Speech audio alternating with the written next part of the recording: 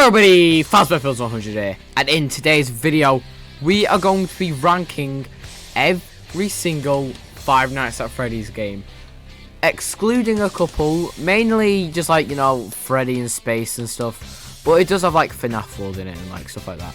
So yeah, this is like every like official, or well, obviously FNAF World's not canon, but you know what I mean. It's got every FNAF 1, FNAF 2, 3, 4, all that stuff, all the way up to the most recent Help Wanted 2. So, without further ado, let's get into it. Starting off the list, we have FNAF 1. Now, for me, I think some people are kind of blinded by nostalgia for this game and will automatically put it in an S tier. But I'm going to think about it, right? It was an amazing game. No nostalgia. I'm not thinking about nostalgia here. It was an absolutely amazing game. But I don't know. Is it really S tier? Because I definitely think there are better games. I'm gonna put it in A. I'm gonna put it in A tier. Next up on the list is FNAF 2. Now, a year ago, I would instantly put this in S tier. But the thing that I've come to realize is, if you get the flow of it, then it can be really boring, because you bring up the camera, wind the music box, you don't need to change cameras, check the lights, do it over and over and over again. Some people absolutely hate FNAF 2, but you know, I'm gonna put it in B tier. It's just, once you get the flow of it, it's really at C tier actually.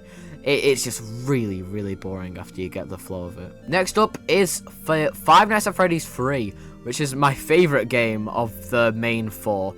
And some people absolutely hate this game, but I love it. I really struggle with this game, because like Springtrap's one place and he's another place. It's so confusing. I really enjoy it. So is it really S tier? It's not S tier. It's A tier. My favorite game out of them, but it's not S tier. Next up is FNAF 4. I'm too scared to play this game. I've played it like 3 times. I'm too scared to play it.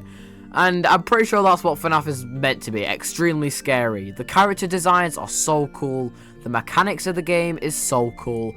That has got to be an S tier. Like, FNAF is meant to be too scary to play. Next up is the complete opposite of FNAF 4. FNAF World.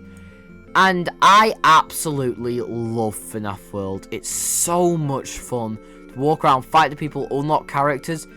It's so much fun. I absolutely love it. The character designs are so good. I mean, I'm not really a big fan of Bonnie's colour in this. I love Chica's buck teeth, though they make absolutely no sense.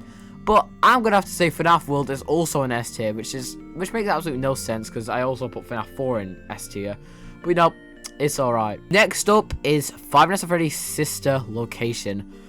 Oh boy, I have never, ever got past Night 4 on this game. Never.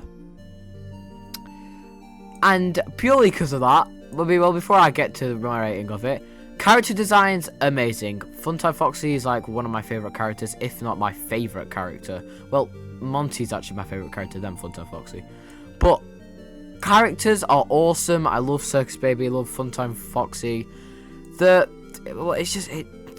This is mainly because, and I love how it's like the first type of game that actually had voice acting in it, and like wasn't just a sit and look around, if you know what I mean.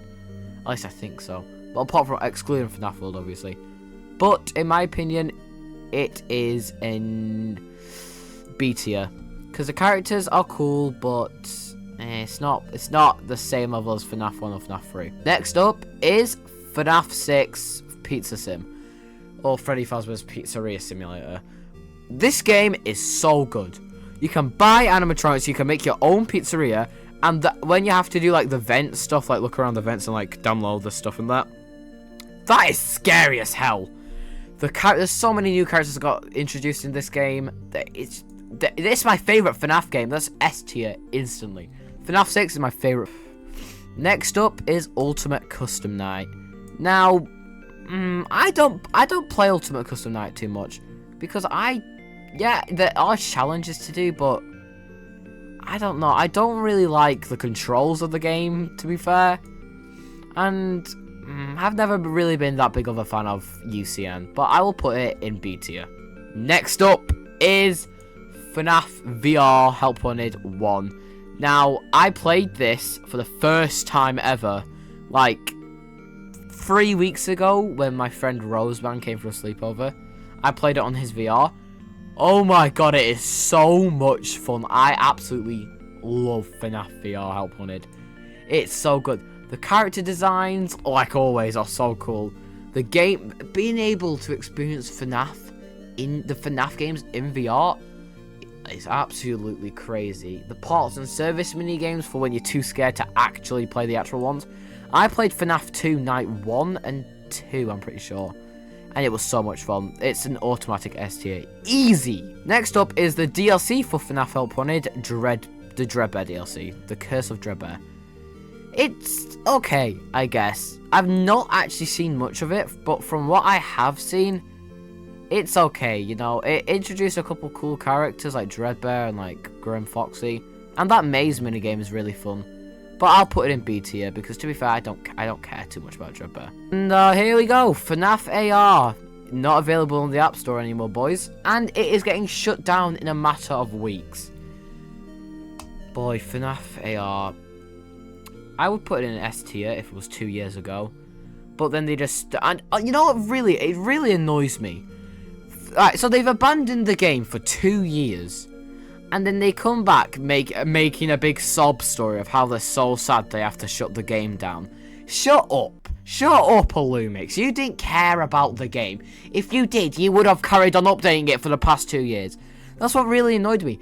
They come back after 2 years, write a gigantic sob story of, oh, we're so sad we have to shut this game. The only reason you have to shut this game down because you abandoned it.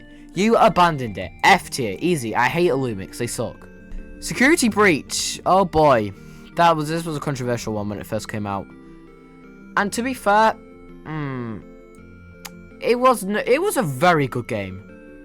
I loved the characters in it. But you know, some levels were just way too hard, and the glitches. Oh my god, I spent about 3 weeks trying to get past the endoskeleton level, and my cousin was really good at it, so I got my cousin to do it.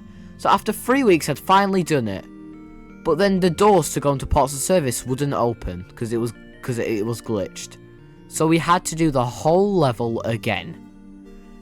So for that, E tier. Wait, does S, A, B, C, D? I don't know what E tier is. I don't know. I will put this in D tier.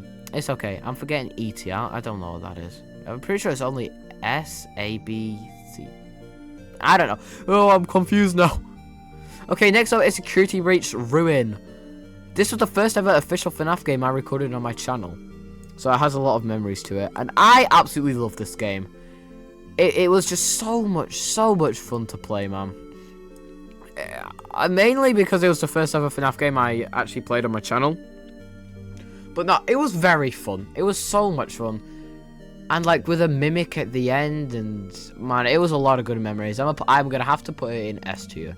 Here we are, the last FNAF game of, well, the most recent FNAF game, the last FNAF game on this list.